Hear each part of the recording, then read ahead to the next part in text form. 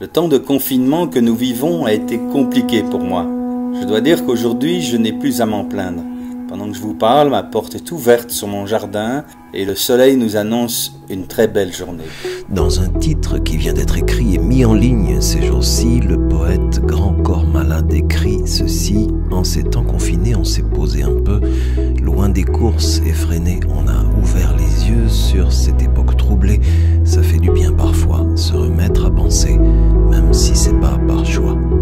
Le titre de cette compo, c'est Effet secondaire, tout ce qui est en train de nous arriver et qu'on ne mesure pas encore.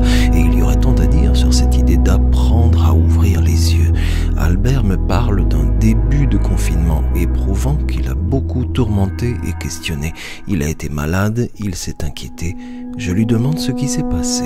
J'ai attrapé une infection dans les bronches et pendant plusieurs semaines, j'ai dû rester au calme pour me soigner. Sans parler de la crainte d'être atteint par le virus. Une visite chez mon médecin m'a rassuré et j'ai dû suivre un traitement sérieux. Au début, je lisais ma Bible avec un poids sur le cœur. Mais très vite, j'ai compris que les gens manquaient de repères. Ils ne savaient pas ce qui se passait et comment y faire face. C'est un message que j'ai donné le premier dimanche de l'année qui m'est alors revenu. Arrêtez et sachez que je suis Dieu, dit le psaume 40. J'ai donc commencé à voir ce confinement non comme une punition divine, mais comme une occasion de nous arrêter et passer plus de temps avec Dieu. Ce verset a complètement changé mon regard sur ce que nous vivons. Dieu est un Dieu d'amour qui nous attend et c'est lui qui demande de nous arrêter. Quand j'ai relu mon message, j'étais loin de me douter que 2 mois plus tard, nous allions être obligés de nous arrêter. Fabien Marceau écrit encore: les voyages, les sorties, l'argent ne sont plus la norme et de nos fenêtres on réapprend à regarder le ciel. On a du temps pour la famille, on ralentit le travail, on réinvente nos rituels pleins d'idées, de trouvailles.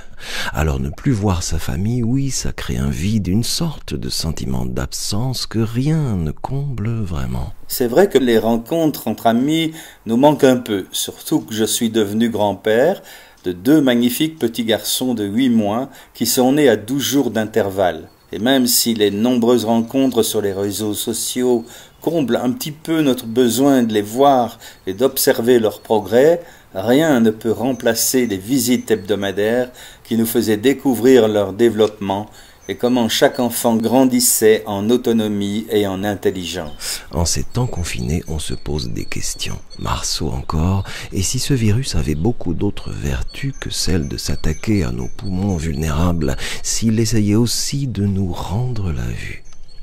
Nous rendre la vue sur quoi et pourquoi? La Bible rassemble nos doutes en nos cœurs pour les affiner, les fondre et comme l'or leur donner valeur. Oui, sans doute, mais n'empêche, me dit Albert, la mort d'un proche, par exemple, qu'est-ce qu'on fait avec ça en ce moment? Comment le vivre? Comment le voir? Là aussi, nous avons eu des questions. Et encore une fois, c'est en interrogeant sa parole que le verset 1 d'Ésaïe 40 a commencé à parler à mon cœur. Ésaïe prophétise: consolez, consolez mon peuple. Là aussi, ce ne sont pas des paroles de jugement, mais des paroles de consolation que Dieu me donnait. Il me parle d'un Dieu de toute consolation, de celui qui est le seul à pouvoir consoler les cœurs et combler la perte des êtres qui sont partis le rejoindre. Et très vite, nos pleurs ont été remplacés par une paix extraordinaire, la joie de savoir que nous les reverrons le jour du Seigneur. Il nous faut des temps d'arrêt pour que nous puissions sonder les versets et grandir dans la connaissance de Dieu et de son Fils Jésus. C'est une réalité que je mets en pratique chaque fois que j'ouvre ma Bible ces jours-ci, car dans chaque situation nouvelle, Dieu nous donne en retour de le redécouvrir avec un regard nouveau. Un regard que nous n'avions jamais eu. Et peut-être qu'à la fin de ce temps, je pourrais vraiment dire que j'ai redécouvert Dieu comme le Dieu du confinement, le Dieu qui pourvoit en toutes choses. Ésaïe 40, verset 1, redonnez de l'espoir à mon peuple, oui, je le dis, redonnez-lui de l'espoir, que du désert de cet enfermement, quelque chose du fond de nous crie d'ouvrir un chemin nouveau, un élan de vie qui nous mène plus haut.